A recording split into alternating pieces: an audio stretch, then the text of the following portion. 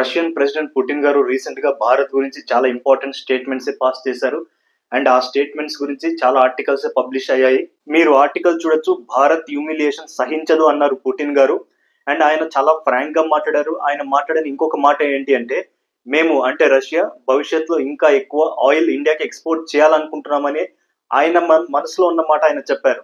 ఆయన ఇంకా ఏమన్నారంటే, భారత్ ఎలాంటి కంట్రీ అంటే, భారత్ కు మాకు ఏ ప్రాబ్లమ్స్ లేవు, ఎలాంటి టెన్షన్స్ లేవు. అండ్ మేము తీసుకునే ప్రతి అడుగు కూడా ఇండియాకున్న సెన్సిటివిటీస్ ని దృష్టిలో పెట్టుకుని మేము అడుగు వేస్తున్నాము అని ఆయన క్లియర్ గా అన్నారు. ఆయన ఈ మాట కూడా అన్నారు, త్వరలో మేము భారత్ నుంచి అగ్రికల్చర్ ప్రొడక్ట్స్ కావచ్చు లేదా ఫార్మస్యూటికల్స్ ప్రొడక్ట్స్ కావచ్చు ఇవన్నీ ఇంపోర్ట్ చేసుకుంటాము. దానివల్ల ఏదైతే అమెరికా ఏదైతే టారిఫ్ విధించిందో ఆ లాస్ దీంట్లో కవర్ అవుతుంది, భారత్ కి ఈ రకంగా హెల్ప్ అవుతుంది అని ఆయన నెక్స్ట్ ఒక బ్లూ ప్రింట్ ఆయన క్లియర్ గా చెప్పారు.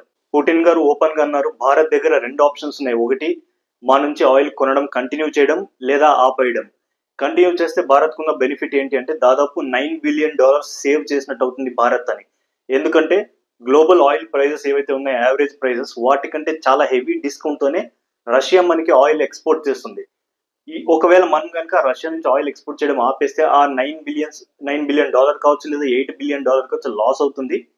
కానీ at the same time Trump మాట్లాడే పిచ్చి పిచ్చి మాటలను భరించాల్సి వస్తుంది. And at the same time మనకి అమెరికన్ టారిఫ్ వల్ల కూడా దాదాపు $9-10 బిలియన్ మాత్రమే లాస్ అవ్వచ్చు. ఇటు రష్యా నుంచి కొన్న అంతే బెనిఫిట్ $10 బిలియన్ అలాగా. అమెరికా నుంచి భయపడి మనం కనుక టారిఫ్స్ కి లొంగిపోతే ఒక $10 బిలియన్ కాపాడుకున్నట్లు అవుతుంది. ఎటు చేరి రెండు సేమ్ ఉన్నాయి. పుటిన్ గారు అన్నారు, భారత్ ఏ డెసిషన్ తీసుకున్నా కనీసం వాళ్ళ ఆత్మగౌరవం పోగొట్టుకునేలా డెసిషన్ మాత్రం తీసుకోరు అని ఆయన క్లియర్ గా చెప్పారు. అమెరికా నుంచి వచ్చే పిచ్చి పిచ్చి స్టేట్మెంట్స్ మనం లైక్ లుట్నిక్ ఎవరు పుట్నిక్ అని ఏదో పేరుంది ఒక అతనిది, ట్రంప్ మనిషి.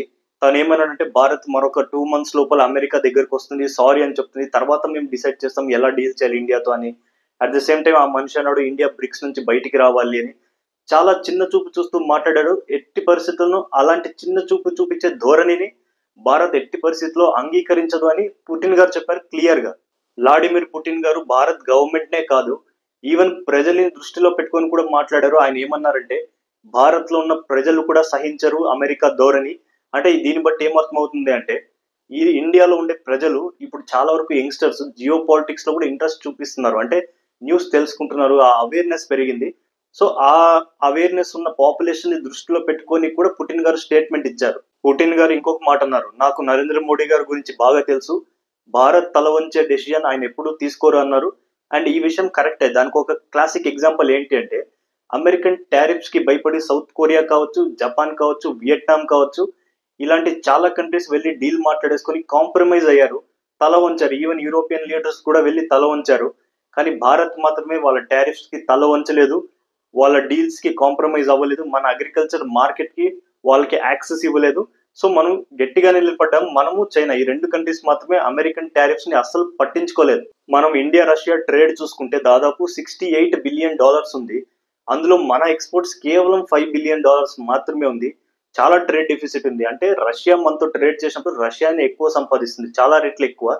సో ఆ ఎఫెక్ట్ తగ్గించడానికి రష్యా ఇప్పుడు రీసెంట్ గా అంటుంది అగ్రికల్చర్ ప్రొడక్ట్స్ కావచ్చు లేదా ఫార్మస్యూటికల్ ప్రొడక్ట్స్ కావచ్చు, ఇది మేము ఇండియా నుంచి కొని కొంచెం ట్రేడ్ బ్యాలెన్స్ అయ్యే విధంగా ఇండియా కూడా హెల్ప్ అయ్యేలా మేము స్టెప్స్ తీసుకుంటామని పుటిన్ గారు అన్నారు. మీకు ఒక డౌట్ రావచ్చు, మరి ట్రంప్ విధించిన టారిఫ్ వల్ల ఇండియాకి ఆల్రెడీ ఎంత నష్టం వచ్చింది, ఎక్స్పోర్ట్స్ ఇంపోర్ట్స్ లో కానీ ఏం డిఫరెన్సెస్ వచ్చాయి అంటే, మీకు ఒక సింపుల్ లెక్క చెప్తాను. ఆగస్ట్ బిగినింగ్ నుంచి 25% టారిఫ్ అనేది ఇంప్లిమెంట్ అయ్యింది.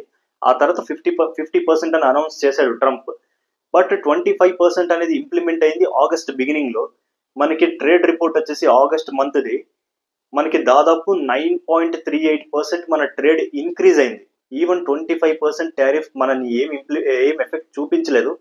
ఏదైతే ఇంకొక 25% అంటే ఓవరాల్ 50% టారిఫ్ ఇంపాక్ట్ అనేది సెప్టెంబర్ మంత్ లో కనిపిస్తుంది. అండ్ మనకు తెలిసి సెప్టెంబర్ మంత్ డేటా వచ్చేసి అక్టోబర్ 10, అక్టోబర్ 15 లోపు వస్తుంది.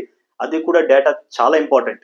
మన ఎక్స్పోర్ట్స్ పెరగడానికి మెయిన్ కాంట్రిబ్యూషన్ వచ్చేసి సర్వీస్ సెక్టర్ అవ్వచ్చు లేదా ఎలక్ట్రానిక్స్ ఎక్స్పోర్ట్స్ అవ్వచ్చు, ఈవెన్ ఫార్మస్యూటికల్ మెడిసిన్స్ ఎక్స్పోర్ట్ కావచ్చు, ఇవి చాలా కీలకమైన రోల్ ప్లే చేశాయి మన ఎక్స్పోర్ట్స్ ఇంక్రీజ్ అవ్వడంలో. ఒకవేళ సెప్టెంబర్ డేటా రిపోర్ట్ లో కూడా మన ట్రేడ్ ఇంక్రీజ్ అయి ఉంటే ట్రంప్ 50% టారిఫ్ మనకి ఏమాత్రం ఎఫెక్ట్ చూపించలేదు అనే కన్క్లూజన్ కి మనం రావచ్చు. నేను ఇస్తున్న ఈ కాంటెంట్ మీకు ఇన్ఫర్మేటివ్ గా అనిపిస్తూ ఉంటే రెగ్యులర్ గా వస్తుంటాయి నా నుంచి వీడియోస్, మీరు కైండ్లీ సబ్స్క్రైబ్ చేయండి, లైక్ చేసి కనుక వీడియో చూస్తే చాలా రీచ్ పెరుగుతుంది. అలాగే సబ్స్క్రైబ్ చేయండి. నా నుంచి రెగ్యులర్గా వీడియోస్ వస్తూనే ఉంటాయి. Thank you.